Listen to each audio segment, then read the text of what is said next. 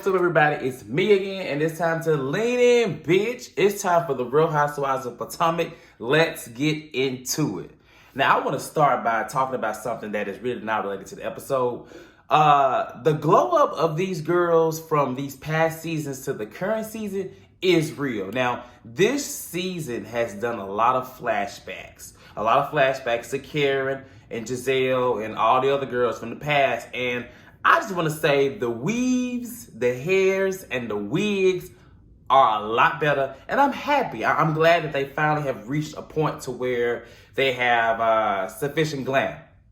We'll just leave it at that. But anyway, let's get into the current episode because there's a lot to talk about. So obviously the girls are getting ready for the trip. They're going to Portugal, which is a place that I've never been. And like I said, I always look and learn a lot from these cash trips because I get my ideas from these cash trips. So I don't know. We'll see how this trip goes. But the girls are getting ready for the trip. The first major scene, Monique is finally, she's back on camera again. I'm not going to say finally. But she's meeting with Karen because she wants to address the situation in which she feels Karen suggested Candace files a lawsuit. Now, I was expecting this scene to go a little different, but it really it was kind of flat. And, obviously they started out with this awkward silence. I feel like Monique may have called this meeting, so she should have been the one to say something. But Karen kicks it off, and she's just kind of talking about the trip itself. Monique is not aware of the trip, but obviously she knows why she is not aware and not invited. This may have been best to come from Ashley first, but I mean, it's just, it's at this point, the trip is like happening in days. So if Ashley was going to tell her, she should have been told her. The bigger thing is that Monique feels away. And honestly, I don't know why she would feel away. I guess the way it got back to her, it may have been sound like it was a little shady from Karen, but Karen did not tell the girl to sue. Karen is not Candace's mom. Like, she didn't make the decision for her. She just said that if it were me, I would have sued. I don't think there's anything wrong with that. But one thing that annoyed me about it all was that, Monique has been through all this. She says she's changed, and she's talked to her pastor, and, she's starting to get on this better path, although she countersued. I don't know why she did that.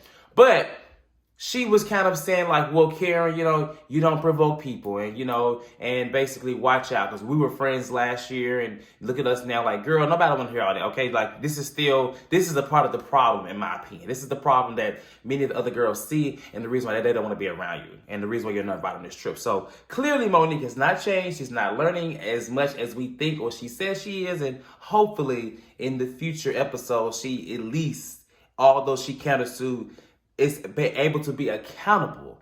This next scene is quite sad to me. Ashley and her husband, they've always been a little rocky. I mean, the storyline, they have been the topic of discussion for the last 3 seasons, I believe. He's a cheater. Okay, he's a cheater.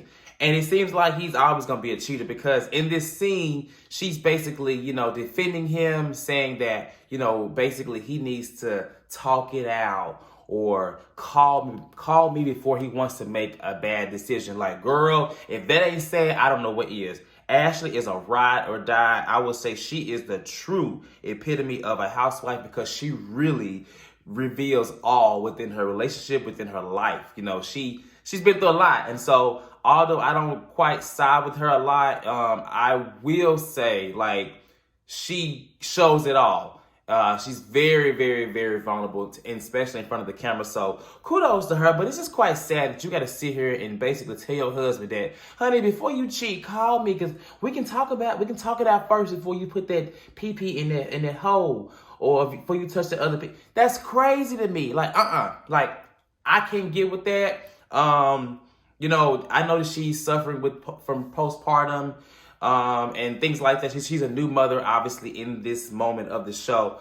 But, some things, it's just like, girl, how much of the embarrassment must you take? I know that she, has a plan, and she probably gonna get out really paid, honey. Get paid, young lady, get paid, or whatever that song is. But still, it's like, Ashley, where's the respect? Because he's clearly not showing you enough. So, I don't know. I hope that if he decides to cheat, that he does call her, because if that works for her, then that's her marriage, and let them do what they do. And with the baby, I just feel like, okay, I understand you're a new mother. I'm very surprised she's not taking the baby on the trip. But is this about the baby or is this about the husband? Like, which one are you most concerned with? The baby going to bed on time or your husband cheating at the same time that the baby should be in bed? I just don't know. In this scene, we also find out that Ashley and Monique are a lot closer than we thought. I see why Ashley wrote this statement for her. Now, it's kind of messed up because her and Candace have gotten a little better, it seems like, in this season. And Ashley kind of put herself in the argument. I really wish that she had not done that. Especially because, I mean, she's closer to Monique. I get it.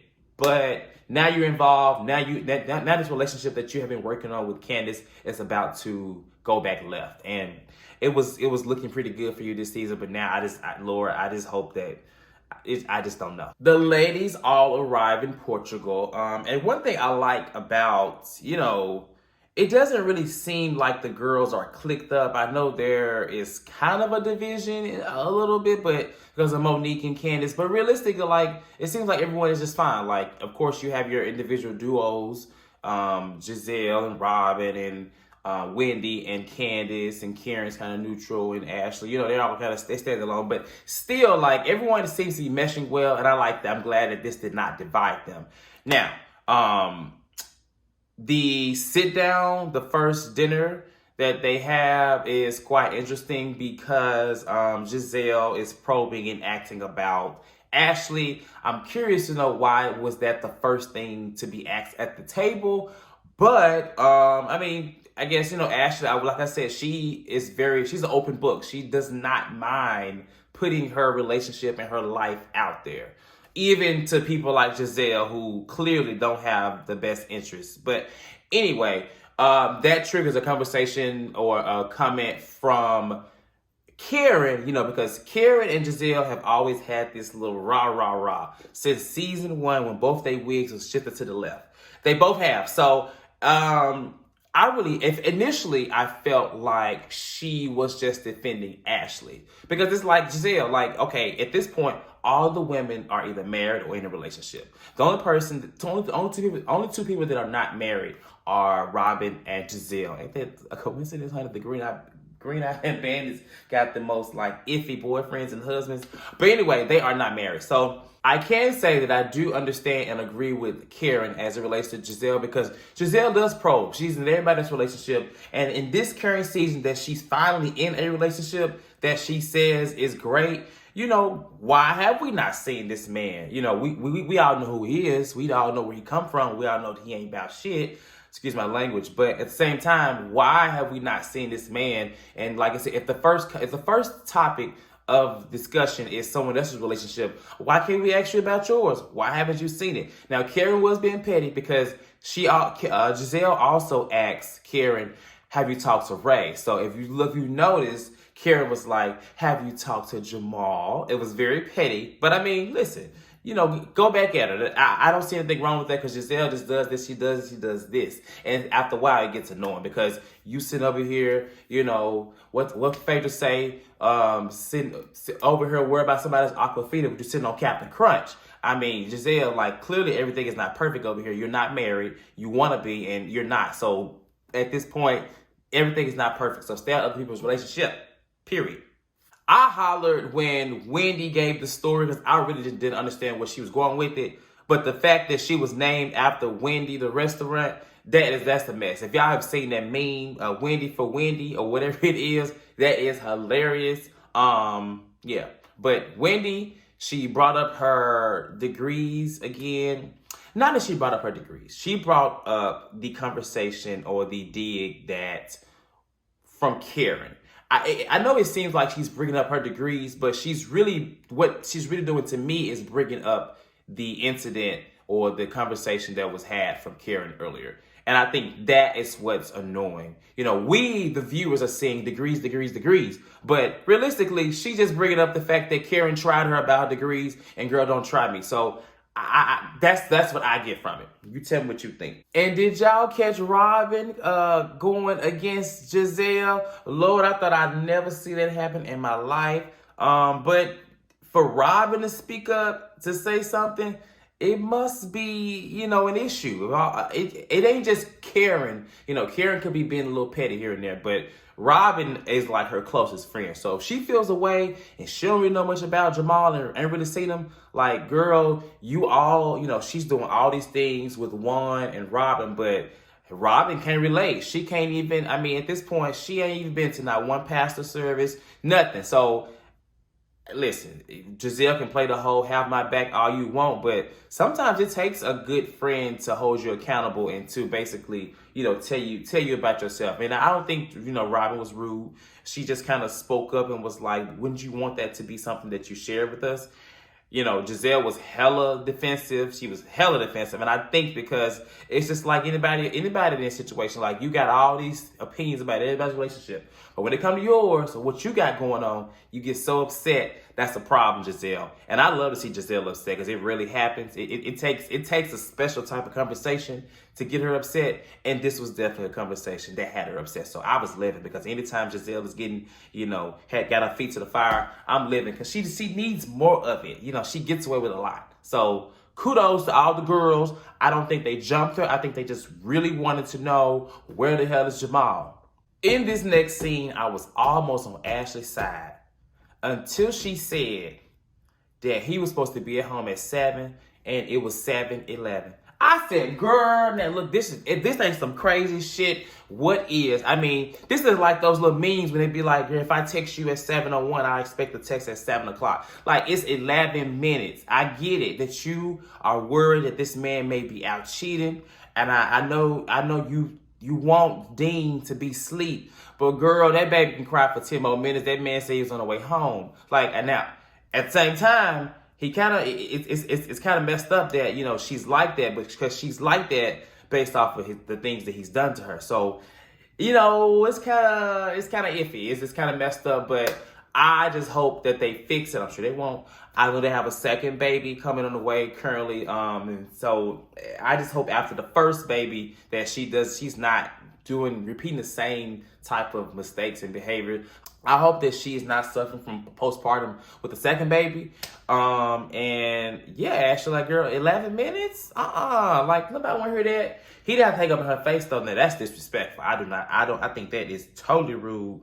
I think you should never hang up in nobody's faces. I wouldn't even hang up in my dog's face because that's just rude.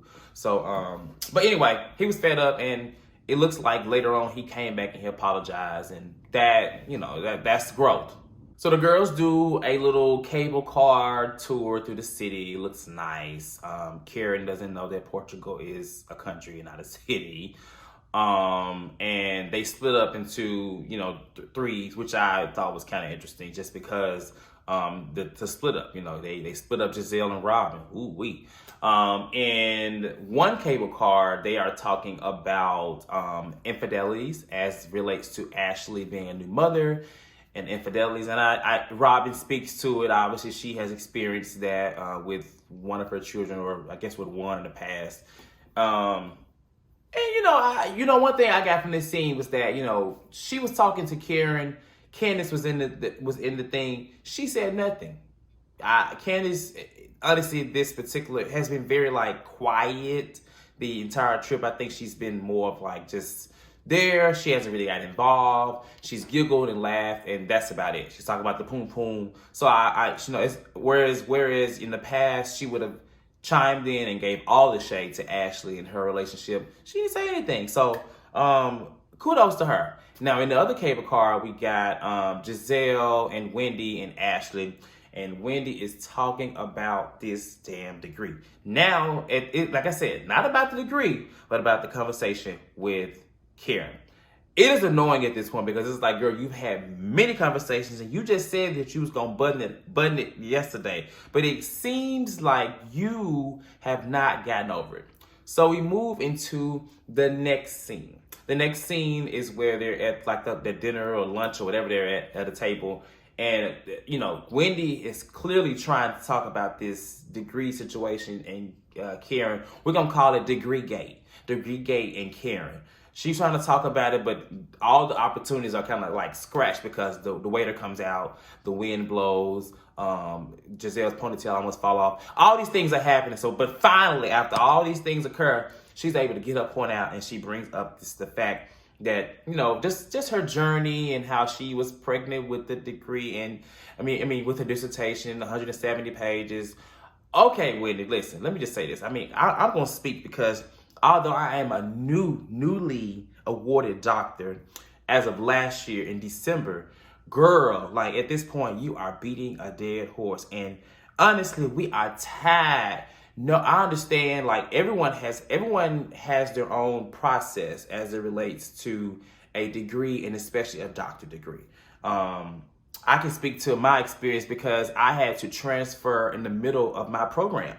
I also had to change my discipline. So everyone has their struggles and everything like that, but only you know your struggle and can relate. Karen does not have a degree, as you mentioned, so she cannot relate. You can overly tell her this is what you did and tell her your struggle, but she's never going to understand. She's never going to be able to provide any type of true empathy because she can't relate. So at this point, you are beating a dead horse. You are constantly going into this, and it's just draining, Wendy.